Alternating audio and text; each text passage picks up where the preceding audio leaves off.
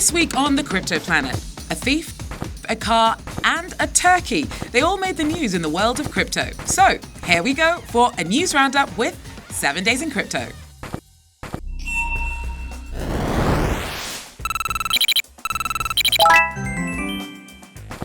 It was the statement of the week in the crypto world. Hitting back at the skepticism of our country's Reserve Bank, Australian Finance Minister Jane Hume said that cryptocurrencies are not a fad. 17% of Australians now invest in cryptocurrency. The Australian government doesn't want to miss out on major economic opportunities in the future. Hume encouraged regulators not to be afraid of embracing new technology. We should certainly be cautious about the way we proceed, but we shouldn't be fearful, because the opportunity for innovation here is great. Avalanches can be scary, but the crypto version is looking pretty enticing. The value of the blockchain-based coin has risen spectacularly over the last month. Up 100% in November. The Avalanche token even jumped into the crypto top 10 rankings, for a few hours at least. The massive shift came after Avalanche developer Ava Labs announced on Tuesday a partnership with Deloitte Consulting. That'll help simplify claims for victims of natural disasters. Looks like it's now the Avalanche that could rescue you.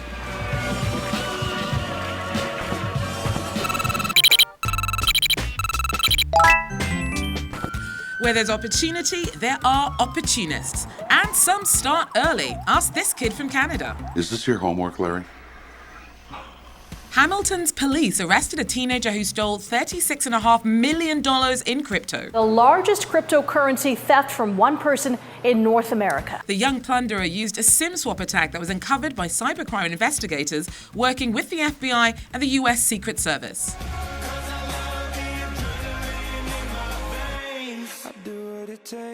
For now, they've only recovered 5 of the missing $36.5 million. Where's the fucking money, you little brat?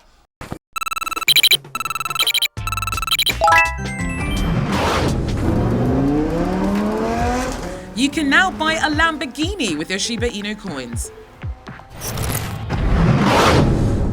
The legendary Italian sports car brand wants to stay in the mix and be the must-have accessory for crypto golden boys. But you have a Lamborghini Destiny.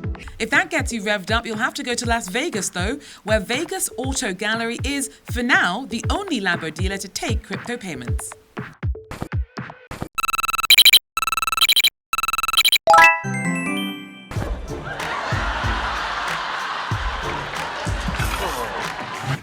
NFTs are now in the mix for Thanksgiving celebrations.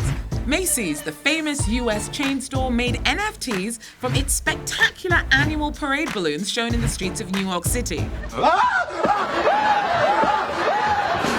classic to ultra rare, several categories and prices are available, with 10% of every NFT market sale being offered to the Make-A-Wish Foundation, which helps fulfill the wishes of sick kids.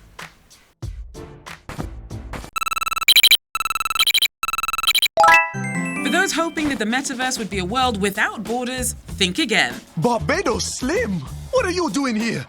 Barbados has become the first sovereign nation to create an embassy for the digital universe. What is this?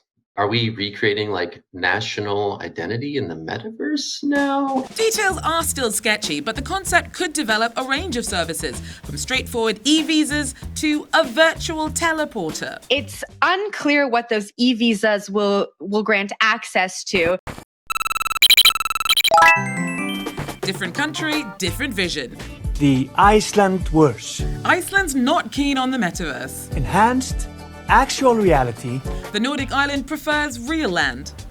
With water that's wet. In an hilarious online parody video, the tourist office trolled Mark Zuckerberg's project. Hi, and welcome to this very natural setting. Even if the Meta Man took it well, we're not sure he'll be choosing to holiday in Iceland anytime soon. You're human, right? And finally, this week, the prestigious Collins Dictionary has announced that NFT is its 2021 Word of the Year. That's it. 7 Days in Crypto is over. We'll see you next week for a new tour of crypto news.